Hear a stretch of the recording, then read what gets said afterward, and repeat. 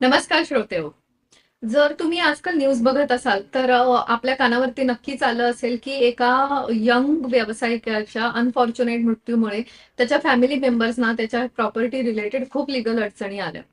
आणि हे फक्त एखाद्याच्या मृत्यूमुळेच नाही, तर आजकाल जे डिव्होर्सेस वगैरे चालू आहेत फॅमिलीजमध्ये त्याच्यामुळे सुद्धा एखाद्याच्या स्वतःच्याच ऍसेट्स प्रॉपर्टीजच्या डिस्ट्रीब्युशन मध्ये लोकांना बऱ्याच अडचणी येतात. तर प्रश्न असा आहे की ह्या सगळ्या गोष्टींवरती काही असा प्रभावी उपाय आहे का? तर तोच आहे आजचा आपला विषय. आणि तो प्रभावी उपाय म्हणजे फॅमिली ट्रस्ट. तर फॅमिली ट्रस्ट ही एक अशी अरेंजमेंट आहे, एक लीगल स्ट्रक्चर आहे की जिकडे एक व्यक्ती, फॅमिली मेंबर, आपले सगळे जे ऍसेट्स आहेत म्हणजे त्याचे स्थायी अस्थायी इन्व्हेस्टमेंट्स असतील, घर असेल, गाडी असेल, पैसा असेल, त्याचे बेसिकली जे काही त्याचे ऍसेट्स आहेत ते सगळे ऍसेट्स तो एका ट्रस्टमध्ये ठेवतो, ट्रस्टच्या नावे करतो रादर. आणि एक ट्रस्टी नियुक्त करतो जो ते पूर्ण ट्रस्ट मॅनेज करतो. आणि हे सगळं कोणासाठी? तर ट्रस्ट बनवताना हा माणूस, ही व्यक्ती ज्याला आपण सेटलर म्हणतो, ती व्यक्ती स्वतःचे लाभार्थीच म्हणजे बेनिफिशरीज ठरवतो. म्हणजे आपले सगळे ऍसेट्स एका ट्रस्टमध्ये ठेवतो जो एक ट्रस्टी मॅनेज करतो त्याच्या लाभार्थींसाठी. तर हेच आहे फॅमिली ट्रस्ट. तर ह्या फॅमिली ट्रस्टचे असंख्य फायदे आहेत. तर आपण थोडेसे फायदे आता पटापट बघूया इकडे. पहिला सर्वात महत्वाचा फायदा म्हणजे हाच की इस्टेट प्लॅनिंग, सक्सेशन प्लॅनिंग, जसं सुरुवातीला आपण विषय सुरू केला तसं, तर हे जे काही लिगल इश्यूज वगैरे होतात ते ह्यामध्ये होत नाही, स्मूथली ट्रान्सफर होतात लाभार्थींना. तर आता तुमच्या डोक्यात असा प्रश्न आला असेल की भारतामध्ये तर लोक विल बनवतात, मग या विल मार्फत सुद्धा या गोष्टी होऊ शकतात.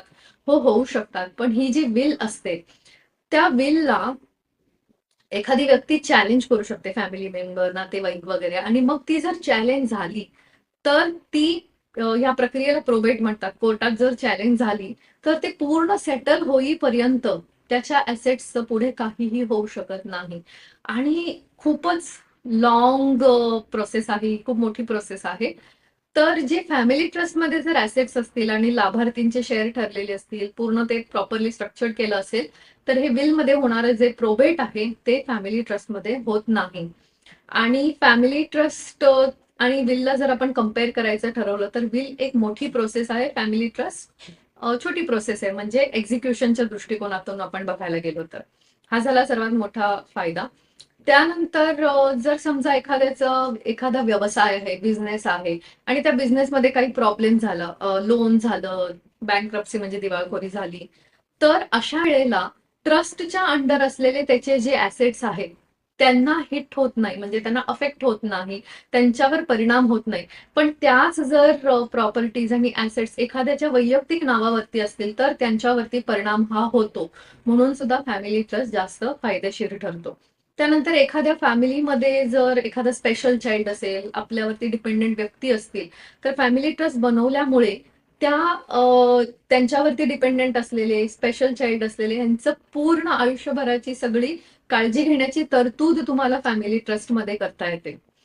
तर फॅमिली ट्रस्ट जर व्यवस्थित स्ट्रक्चर केला ना, कुठल्या लाभार्थीला कधी काय मिळालं पाहिजे हे इतक्या छान पद्धतीने एक्झिक्यूट होऊ शकतं की आपण असताना आणि आपण गेल्यानंतरही त्या सगळ्या लाभार्थींची योग्य काळजी घेतली जाऊ शकते.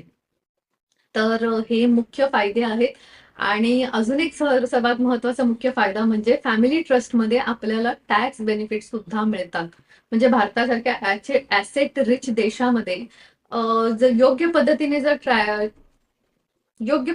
जर ट्रस्टचं स्ट्रक्चरिंग आपण केलं, म्हणजे योग्य पद्धतीने ट्रस्ट बनवला, लाभार्थी योग्य पद्धतीने त्याच्यामध्ये बनवले, तर टॅक्स मध्ये सुद्धा आपल्याला खूप फायदे मिळू शकतात. म्हणून फॅमिली ट्रस्ट हा बनवला पाहिजे. तर आता फॅमिली ट्रस्ट बनवला, आपण सुरुवातीला एक मुद्दा डिस्कस केला, तो म्हणजे ट्रस्टी. तर आता हे ट्रस्टी काय करतात? तर हे ट्रस्टी जे असतात ना, हे पूर्ण फॅमिली ट्रस्टचं ऍडमिनिस्ट्रेशन करतात, मॅनेजमेंट करतात. अगदी फॅमिली ट्रस्ट बनवण्यापासून ते पूर्ण त्याचा जेवढा काही कार्यकाल आहे तोपर्यंतचं पूर्ण ऍडमिनिस्ट्रेशन एक ट्रस्टी करतो. आता या म्हणजे एक फॅमिली ट्रस्ट बनवण्यासाठी तुम्हाला सीए लागणार, टॅक्स ऍडवायझर लागणार, तुम्हाला लीगल काउन्सिल लागणार जो ते डॉक्युमेंट बनवणार, त्यानंतर बँक लागणार जिथे तुम्हाला तुमचं डिमॅटचं खातं असेल, कस्टडी खातं असेल, असे असंख्य गोष्टी लागतात. आता तुम्ही विचार करा, हे सगळं आपल्याला करावं लागलं तर तुम्ही काय काय बघत बसणार? हे बनवायचं आहे, ह्याचं काम व्यवस्थित चालू आहे की नाही, अरे इथं कोणाची ओळख आहे का, किती धावपळ. पण तेच जर तुम्ही ट्रस्टी नेमलात तर हे सगळं एक छत्राखाली होऊ शकतं एका ट्रस्टी मार्फत. म्हणून ट्रस्टी नियुक्त करायचा असतो. तर आम्ही बीकन ट्रस्टीमध्ये हेच करतो. असे फॅमिली ट्रस्ट अगदी सेटअप करण्यापासून हे जे सर्व्हिस प्रोव्हायडर्स आहेत त्यांना ऑनबोर्ड करण्यापर्यंत ते पूर्ण कार्यकाल तुमचं ट्रस्टचा सांभाळण्याचं एक्झिक्युशनचं काम आम्ही इथे करतो. अगदी तुमचे सगळे इन्व्हेस्टमेंट ऑपरेशन्स पासून सर्व काही.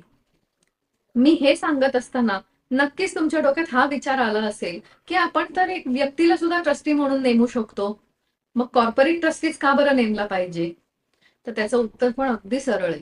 आताच मी तुम्हाला म्हणाले ना की सर्व काही तुम्हाला एका छत्राखाली मिळेल. तर तुम्ही विचार करा, कुणाला सोपं जाईल एका इंडिव्हिज्युअल व्यक्तीला इतके सगळे लोक अरेंज करणं, की एका कॉर्पोरेट ट्रस्टीला? कोणाचं पारडं जड आहे? कॉर्पोरेट ट्रस्टीचं. प्लस कॉर्पोरेट ट्रस्टी एक स्वतः स्ट्रक्चर्ड ऑर्गनायझेशन आहे. तर इथे तुमचे सगळे लीगल लॉज जे असतील, म्हणजे आता ट्रस्ट संबंधित जो लॉ आहे इंडियन ट्रस्ट ऍक्ट 1882चा, त्या अनुषंगाने तुमचा ट्रस्ट व्यवस्थित त्याच्यामध्ये सगळं चालू आहे की नाही, कंप्लायन्स ज्याला म्हणतो, त्या सगळ्या गोष्टींची काळजी सुद्धा एक कॉर्पोरेट ट्रस्टी जास्त चांगल्या पद्धतीने घेऊ शकतो. तुम्ही जे तुमचे ऍसेट्स आणि वेल्थ जे त्या ट्रस्टमध्ये ठेवलेले आहेत त्यांना कोणीतरी एक्सपर्टली प्रोटेक्ट केलं पाहिजे, त्यांची एक्सपर्ट ग्रोथही झाली पाहिजे. त्यासाठी लागणारा एक्सपर्टीज सुद्धा एका कॉर्पोरेट ट्रस्टीकडे असतो. आणि सगळ्यात महत्वाचं म्हणजे एक कंपनी एका व्यक्तीच्या कंपॅरिझन मध्ये लॉंग एक्झिस्टन्स आपण म्हणू शकतो. म्हणजे बघा, एखादी इमर्जन्सी झाली, अचानक तुम्हाला ट्रस्टीची गरज पडली, पण तो जर एखादी व्यक्ती असेल, तो आजारी असू शकतो, अनफॉर्च्युनेटली त्याला काही होऊ शकतं, किंवा तुमच्या वेळेला तो अवेलेबल नाही असं होऊ शकतं. पण एका कंपनीमध्ये असं होणार नाही, कारण कंपनीमध्ये एक व्यक्ती नसते ना, पूर्ण ऑर्गनाइज स्ट्रक्चर असतं. त्यामुळे त्यामुळे एक कॉर्पोरेट ट्रस्टी नियुक्त करणं हे आपल्या फॅमिली ट्रस्टच्या स्मूथ फंक्शनिंगसाठी जास्त महत्वाचं आहे. आता फॅमिली ट्रस्ट कोणी बनवावा?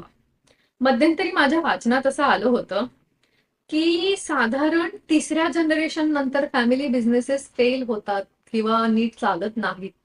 पण जर तुम्ही एक फॅमिली ट्रस्ट बनवला आणि त्यावर जर एक बीकन सारखा चांगला कॉर्पोरेट ट्रस्टी नेमला, तर त्यांच्या मिळणाऱ्या एक्सपर्टीजमुळे जनरेशन टू जनरेशन तुमचा व्यवसाय सुरळीतपणे चालू शकतो आणि त्याच्या सगळ्या लिगल गोष्टींची सुद्धा बेटर काळजी घेतली जाऊ शकते.